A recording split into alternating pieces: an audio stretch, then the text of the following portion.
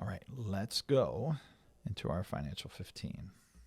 So I'm excited about this because this was fun. So this is the financial 15 segment of our weekly webinar. And if you're just joining us for this on YouTube and you haven't already, please hit the subscribe, like, and notification button. This way you know that you're always going to be the first one to receive notifications about upcoming videos and recordings. We take this recording and this live video and we package it into a recording so you can watch it anytime. So this week's topic is 4 reasons to consider collecting Social Security benefits at age 62 or before full retirement age. So why would I make this video? Well, it was really interesting. A few weeks back, I did a video discussing this fellow, Sarasota Tim. And Sarasota Tim, someone had said to me, I saw this guy on YouTube and he's suggesting that really he's advising and telling you that you should take benefits, receive your Social Security benefits at age 62. And he gave all these reasons why, and he did some math, and he was very, very compelling. He's very committed to this. And it's if you just listen to this fella, it is very convincing. It can be very convincing. So I went and watched the video, and I was really taken aback because his math was wrong. His thoughts about general life expectancy. I don't know about his life expectancy, but general life expectancy.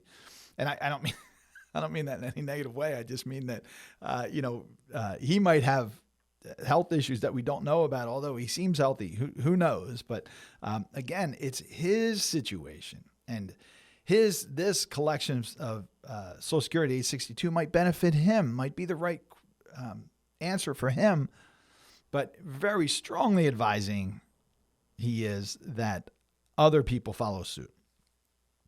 And that's obviously not the way you want to attack the Social Security question. I'm going to talk about the process for that, but that inspired me to write an email to our Social Security expert, Heather Schreiber.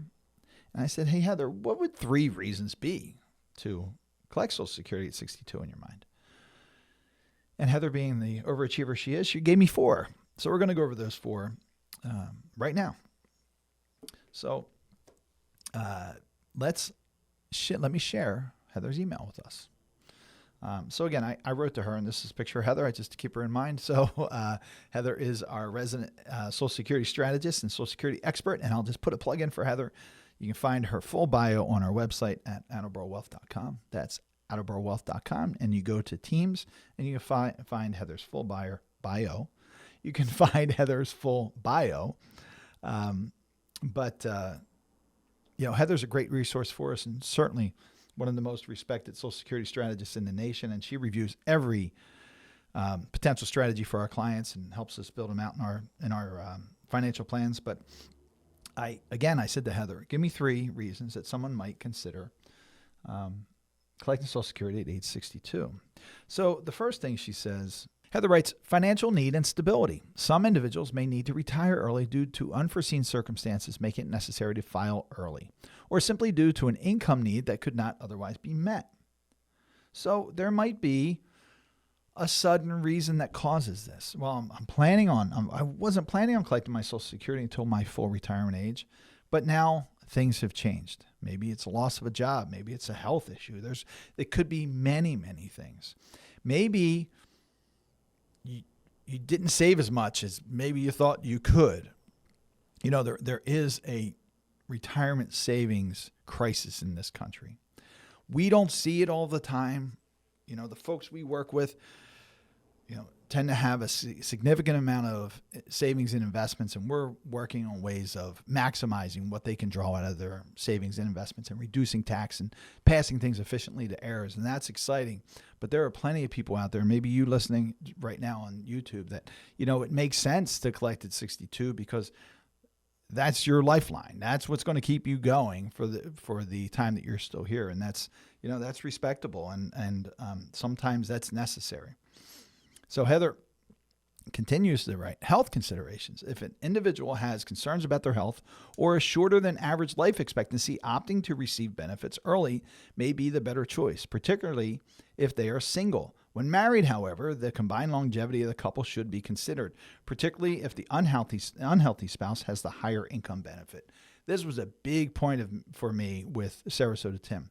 So Sarasota Tim, I've learned since then through comments and whatnot, and that was, I didn't mention that in the beginning, but I had so many great comments from people on both sides of this argument.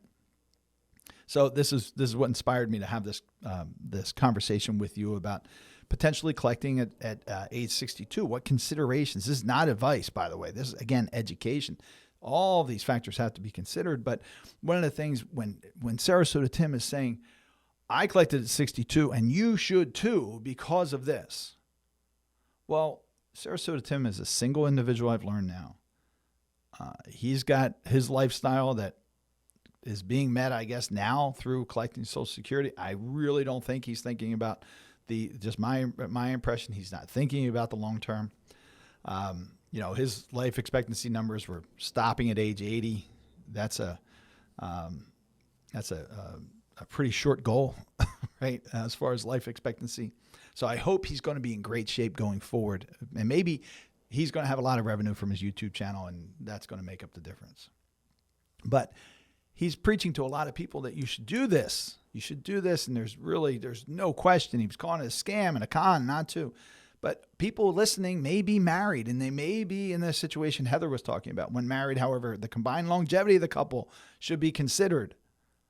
Because even if the one spouse passes at 80, what if the other one lives to 95? Or what if they live to 85 or 86?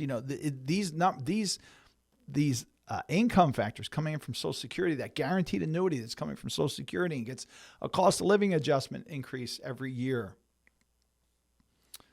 In most cases, there's only been 3 times in the past 30 years, I think it's been, where there hasn't been a cost of living adjustment for Social Security. So all these things need to be considered.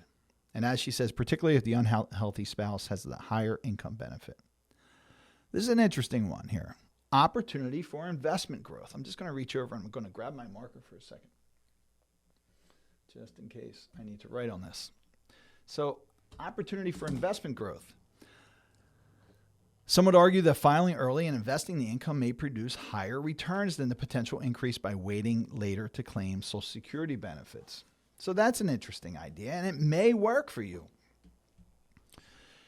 So the idea being, if you claimed early, not just at 62, but somewhere between 62 and 67, your full retirement age, and the goalposts aren't 62, full retirement age 70. There are other points throughout your life where it may make sense. I am not an advocate for always choosing age 70, but for a lot of people that makes sense, and it's all very individualized. Let me just grab one thing here. The opportunity for investment growth we just talked about. So that obviously can be a good argument, and it's an interesting argument. So you could see some higher returns than the potential increase by waiting later to claim Social Security benefits. But how do you figure that out? Well, certainly the best way to figure that out is through proper financial planning. And you want to see side-by-side comparisons. So what I would recommend is, if you want to consider any claiming strategy along the spectrum, really from 62 to 70, you have an analysis done by a qualified financial advisor and a Social Security expert like Heather. And then you evaluate that in your financial plan. Because it may be that if you say, well, you know what? If I have this $1 million in my IRA or my non-IRA, and I invest this money and I get, X percentage return every year, what could that mean if I allowed that instead of having to draw that money out or taking that money out to spend? What could that mean? What would that mean if I let my Social Security pay my bills, particularly prior to required minimum distribution age, and allow me to live my retirement lifestyle? What could this grow to? And then what could the effect be? And so my point is, you want to compare that in different scenarios. And a good financial planner can say, okay, well, here is scenario 1, and this is the result. This is the result for 2024, and this is the result for 2034, and this is what it looks like in 2044, and to check in along the way to see what that result is. Scenario number 2, these are the results in each one of these timelines.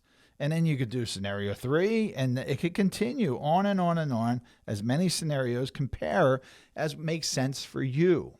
Then you can make a proper decision, because obviously if you're considering investment growth compared to Social Security, the nice thing about Social Security, it is, like I said, a guaranteed annuity where you continue to have that cost of living allowance every single year.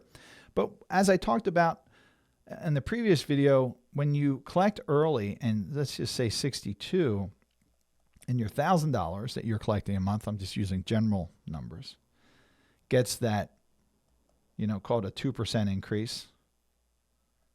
That is obviously going to be less than if you wait until your full retirement age. And now if your benefit is $1,700 and that gets its same 2% increase, then this increase is going to be much greater than that increase. And that's, again, like I said, where you get that divergence. And then you have to compare the benefit of this investment growth and see what the surplus or deficiency is in your financial plan in each one of the strategies. I hope that makes sense.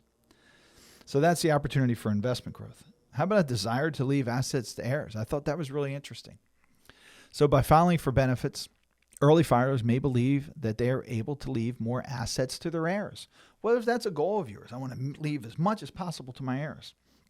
So when we talk about financial planning with people in our financial planning process, there are typically 2 responses. And the first one is, I have a certain amount I want to leave to my heirs, my children, my loved ones, whomever that is, charities, whatever your financial plan is, your estate plan is. I tell this story all the time, but one of my very first clients, they said, I want to leave $400,000 to each one of my daughters because that's what my mother left me. So that was very, very specific for him. And in fact, when he passed, each one of his daughters received over $1.3 million. So that was a really, really great outcome from an estate planning point of view for him and for his heirs.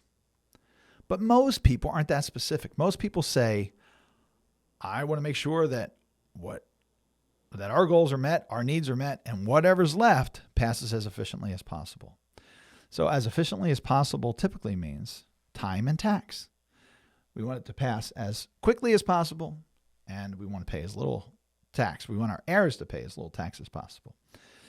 So if there's a way, if one of your goals is to leave as much as possible to your heirs when you're no longer here, and you know that your needs are taken care of, so if there's a way that you can collect your Social Security earlier and leave more to your heirs, because Social Security doesn't pass, right? That benefit passes to your spouse, not even the full benefit, because I think you know how spousal benefits work, but we can actually talk about that on another video, and that's a great topic for another video, spousal benefits for Social Security. I'm kind of saying that, so I remember to write that down. But the Social Security doesn't pass to your next generation, so there's no buildup. You don't get any credit for unused Social Security withdrawals. If you do only live to be age 80, other than your spouse, nobody else gets a benefit for your primary insurance amount. So, and that's what your Social Security is based on, the amount that you receive every month. So no heirs other than your spouse get a benefit for that. So if one of your goals is to build as much as possible to your heirs, it could make sense. It could make sense to have that consideration. And you would do the same thing. Have these same scenarios. Scenario 1, Scenario 2, Scenario 3, Scenario 4. Maybe for you, it's not 4 scenarios. Maybe it's just 2. Here's Scenario 1. Here's Scenario 2. All right, what if I collected 62? What if I collected 67? What is the outcome? What is the outcome for me? What is the outcome for my heirs? And you make the decision accordingly. But you make it based on your facts, all the accurate information. Consider your needs, goals. Let's go back to our decision process. Consider your needs, goals, and objectives. Gather all the facts and all the accurate facts. Folks, this video I'm bringing to you today, this live webinar if you're watching live, and nobody's chatted, so I hope you're all out there. So say hello if you're out there for me. But these live videos that I'm bringing to you, or if you're watching it on recording, this is not financial advice. This is education. So I hope you didn't hear any part of this that said you should collect your Social Security benefit at age 62. We're giving reasons for considering collecting earlier than your full retirement age, even as early as age 62. But you have to gather all the facts and all the accurate facts. Don't take recommendations from anybody on YouTube. You can take education from folks that wherever you get it, seminars, books, YouTube, that's great, but not advice or recommendations. Gather all the facts and all the accurate facts. Sarasota Tim's math was completely wrong. His understanding of Social Security distribution, in my opinion, completely wrong. His understanding of life expectancy, way off base. But you've got to have all the facts. You should do a Social Security analysis. I shared with you in the second chapter of the Financial 15, talking about Sarasota Tim. I shared with you the actual math using a Social Security analysis that we did using his numbers. So you can contact someone and have them run a Social Security analysis for you. And you can see the side-by-side numbers. What if I take it at 62? What if I take it at 64? What if I take it at age 70? So all these there are many, many different ways to collect Social Security. And if you're married, you can take it at different times. There's over 500 different calculations you can do to figure out what's best for you for taking Social Security. Consult with qualified experts. Don't take recommendations from YouTube. Don't take advice from anybody from YouTube. Use it, like I said, use that for education, but consult with qualified experts and compare your options in a thorough financial plan. Even the Social Security analysis, as good as it is, not all platforms are created equal. That's why we have Heather. So Heather has a really great program, and she isn't, like I said, she's one of the top in the country. So we run all of our situations through Heather, and she's part of our team, talks about our financial planning strategies with our clients. But that doesn't mean that analysis is the end of it. You have to consider your cash flow needs. You have to consider tax. You have to consider your other income. You have to consider your assets. You have to consider all these things, that your expenses. You have to consider all these things that you work through in a financial plan. Social Security is one part of it. Is it an important part of it? You're darn right it's an important part of it, but it is just one part of it. So compare your options in a thorough financial plan. All right, so we talked about the 4 reasons you may want to consider collecting prior to Social Security, and that's financial needs and stability, health consideration, opportunity for investment growth, desire to leave assets to heirs. Are these absolute? Absolutely not. I think you heard me loud and clear. These all need to be considered with your financial plan, and with all the facts involved in that. I'm going to repeat again your decision process. Consider your needs, goals, and objectives. Consider all the facts, all the accurate facts. Don't take facts from people on YouTube, especially non-qualified lay people on YouTube. I hear all the time from folks, I should buy this security, or I should collect my Social Security this way because this person, my brother, uncle, cousin, friend, whomever, told me this is the best way to do it. Folks, rely on the expert. There's experts out there that are available to you. If you have questions for us, you can reach us at questions@attleborowealth.com. If you want to schedule time with me, you can reach out to us at questions@attleborowealth.com, and we'll find time for you to help answer your questions. But this is, and I'll just leave my website up here, attleborowealth.com. But again, gather all the facts, all the accurate facts. Have a Social Security analysis done. So we can't do a Social Security analysis for everybody, but you can find people who can do that for you if we can't do it. Consult with qualified experts, qualified experts. So your expert should be a certified financial planner. They should be a Social Security expert, or have a Social Security expert on staff, or with access to a Social Security expert. This is very, very specialized advice and analyses. I also think that the qualified person you're working with should be part of, like, the Ed Slott Master Lead Advisor Group. This is the only group I know of in this entire country that focuses on tax efficient planning and IRA distribution planning and education the way that they do, right? This constant education and really keeping you at the top of your game.